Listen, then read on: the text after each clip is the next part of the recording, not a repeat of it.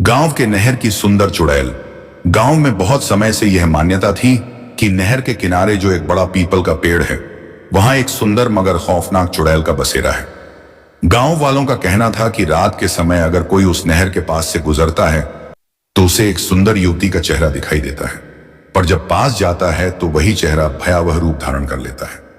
गांव के बूढ़े लोग इस चुड़ैल की कहानी को पीढ़ियों से सुनाते आए थे। कहते हैं कि बरसों पहले इस गांव में सावित्री नाम की एक लड़की रहती थी, जो बेहद सुंदर थी। उसकी आंखें गहरी, जैसे गहरे सागर में कोई रहस्य छिपा हो। उसके लंबे बाल काले बादलों की तरह और चेहरा चांद सा चमकता था।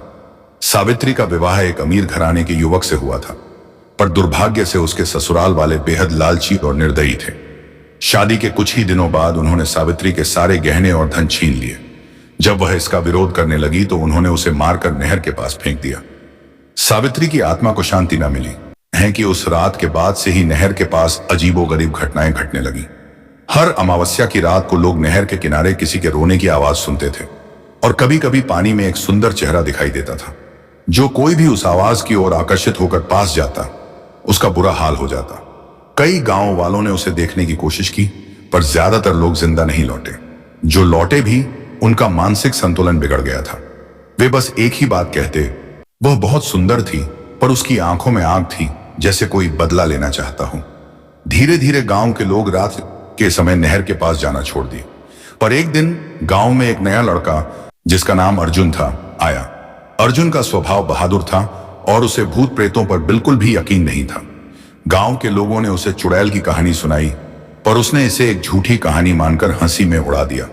उसने ठान लिया कि वह इस अफवाह की सच्चाई जानकर रहेगा। अगली अमावस्या की रात को अर्जुन ने एक दिया जलाया और सीधे नहर की ओर चल पड़ा। जब वह नहर के पास पहुंचा तो उसे बहुत ठंड महसूस हुई। वातावरण में एक अजीब सी खामोशी थी, जैसे हवा भी डर के मारे थम गई हो। अचानक उसे नहर के पानी में हलचल सी महसूस हुई। उसने गौर से देखा और तभी उसे एक सुंदर लड़की का चेहरा पानी में तैरता दिखाई दिया।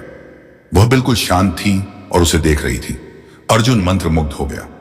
जैसे ही उसने उसकी ओर हाथ बढ़ाया, चेहरा एक खौफनाक शक्ल में बदल गया। चुड़ैल ने अर्जुन को अपने जादू से बांध लिया और उसे पीपल के पेड़ के पास खींच कर ले गई। अर्जुन की चीखें गांव तक पहुंची, लेकिन कोई उसे बचाने की हिम्मत नहीं जुटा सका। सुबह गांव वाले अर्जुन को नहर के पास अचेत अवस्था में पाए। उसका चेहरा पीला पड़ गया था और आंखों में डर के अलावा कुछ नहीं था। उसे होश में लाया गया, पर वह कुछ भी बोलने की हालत में नहीं था। कुछ दिनों बाद वह बिना कुछ कहे ही गांव से चला गया।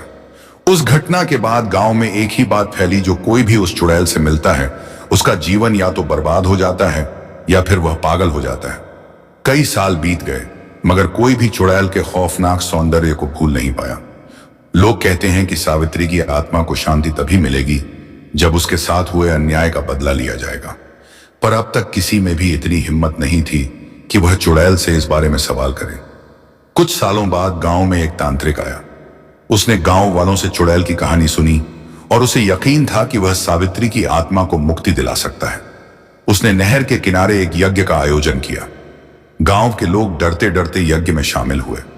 तांत्रिक ने कहा कि जब तक वह मंत्रों का जाप कर रहा है, कोई भी नहर की तरफ नहीं देखेगा, चाहे कुछ भी हो जाए। जैसे ही यज्ञ शुरू हुआ, हवा में हलचल होने लगी। अचानक सबने एक औरत के चीखने की आवाज सुनी।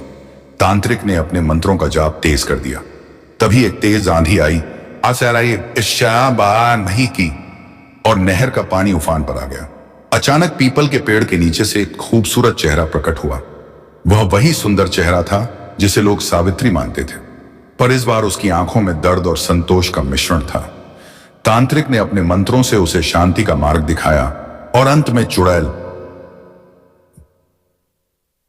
जो अब तक बदले की आग में जल रही थी, धीरे धीरे शांत होती चली गई।